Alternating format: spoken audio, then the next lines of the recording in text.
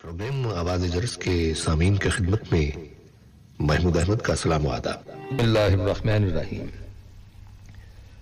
मौजूद सामीन, दीन इस्लाम ने मियाँ बीवी की ज़िंदगी को अच्छा बनाने के लिए बहुत सारी तफसीलात बताई हैं।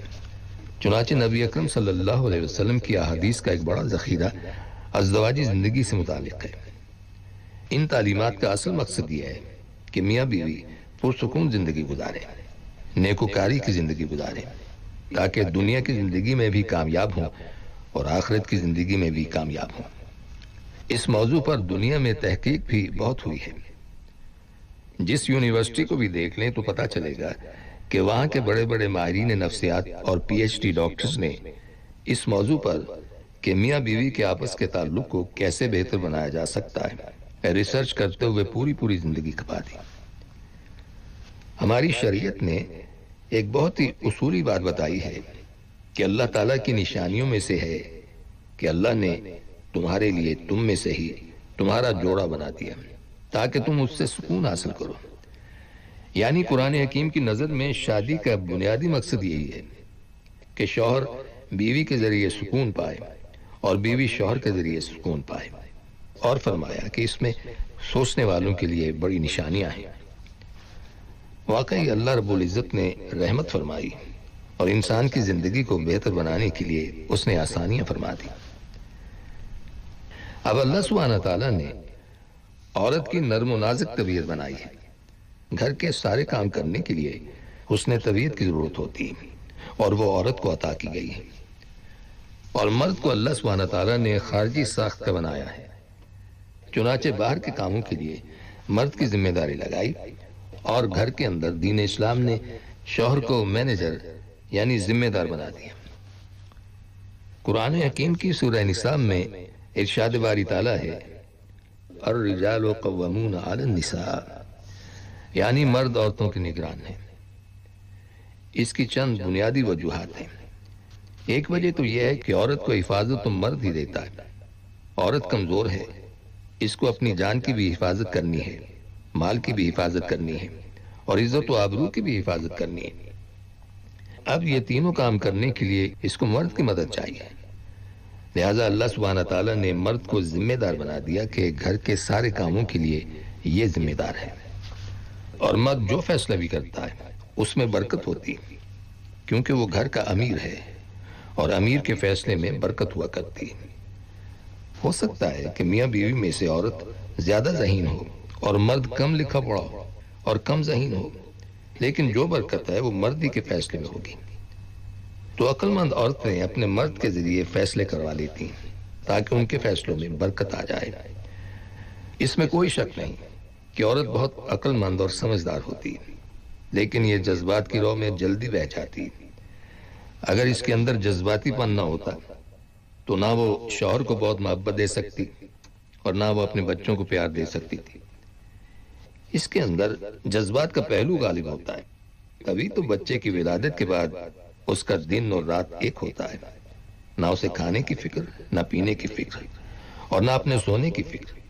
हर वक्त अपने बच्चे की खातिर काम के लिए तैयार होती है, बच्चे की खातिर अपने आप को खपा देती है, इसलिए कि बच्चे की मोहब्बत दिल में होती है।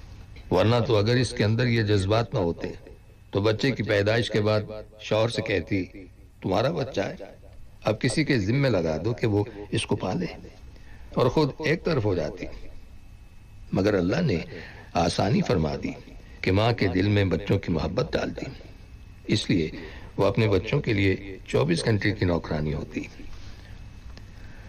हजरत आयशा रज़ी अल्लाह ताला अन्हा रिवायत करती हैं कि नबी अकरम सल्लल्लाहु अलैहि वसल्लम ने इरशाद फरमाया, खैरुकुम लिअहलिही व अना खैरुकुम लिअहली। तुम में से बेहतर वो है जो तुम में से अपने अहले खाना के लिए बेहतर है और मैं अपने अहले खाना के लिए बेहतर हूँ। यानी किसी मर्द की अच्छाई का अंदाजा उसके कारोबार से नहीं लगाएंगे, उसके दोस्तों की महफिल से नहीं लगाएंगे, बल्कि उसकी अच्छाई का अंदाजा इससे लगाएंगे कि ये अपने अहले खाना के साथ कितनी अच्छी जिंदगी गुजारता है, कितने अच्छे अखलाक के साथ जिंदगी गुजारता है।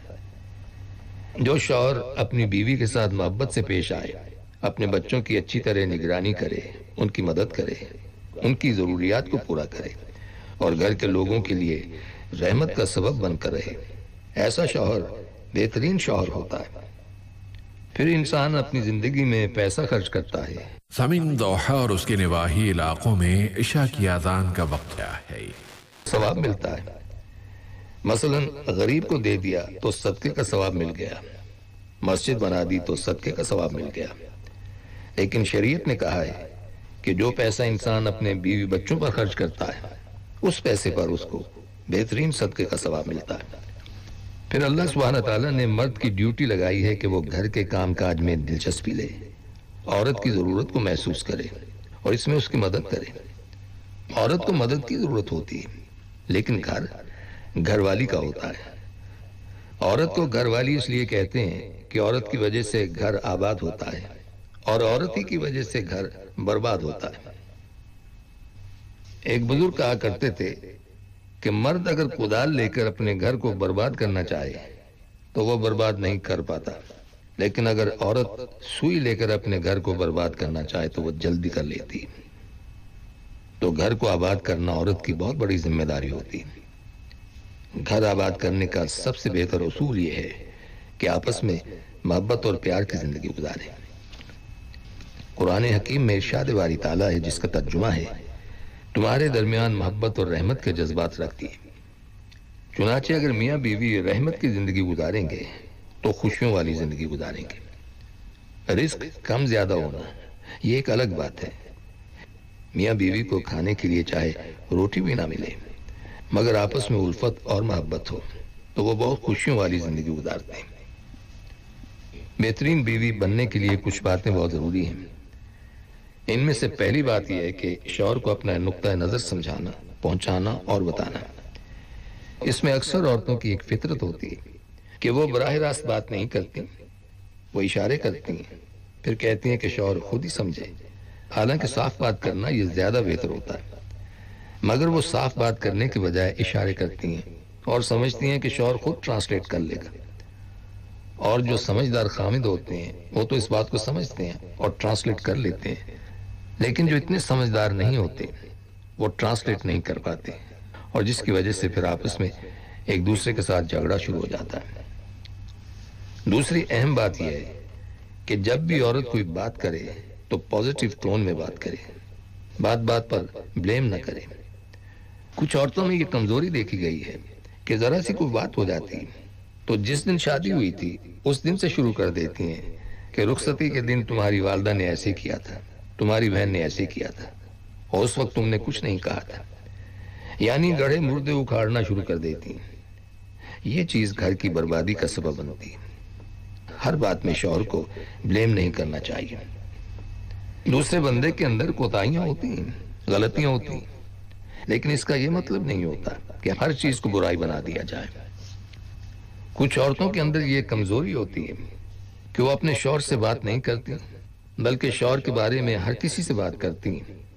بہن سے کریں گی، ماں سے کریں گی، پڑوسن سے کریں گی، گھر آنے والی کوئی بھی عورت ہوگی اس سے کریں گی، ہر کسی سے شوہر کے بارے میں بات کریں گی، لیکن خود شوہر سے بات نہیں کریں گی۔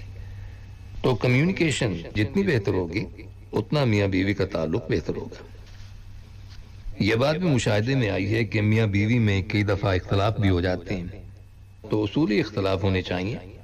چھوٹی چھوٹی باتوں پر اختلاف کرنا، جھگڑا کھڑا کر دینا، یہ اچھا نہیں ہوتا۔ اگر انسان سٹینڈ لے تو کسی مضبوط پوائنٹ پر سٹینڈ لینا چاہیے۔ بیوی کو ہر کام میں شوہر کے راستے کی رکاوٹ نہیں بننا چاہیے۔ کوئی بھی کام شوہر کرنا چاہتا ہے تو اس میں رکاوٹ ڈال دینا یا رکاوٹ بن جانا یہ اچھا نہیں ہوتا۔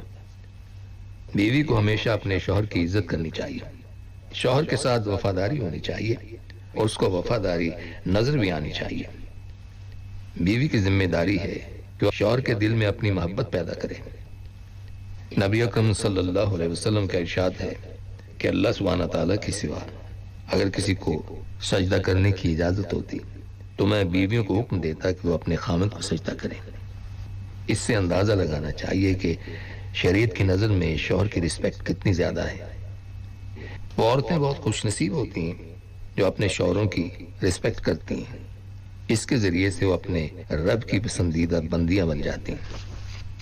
اور سامعین، ان کلمات کے ساتھ ہی ہمارے آج کے پروگرام کا وقت بھی اب ختم ہوتا ہے، اس دعا کے ساتھ کہ اللہ تعالی ہم سب کو صراط مستقیم پر چلنے کی توفیق عطا فرمائے، آمین۔ آئندہ ملاقات تک کے لیے محمود احمد کو اجازت دیجیے، اللہ حافظ۔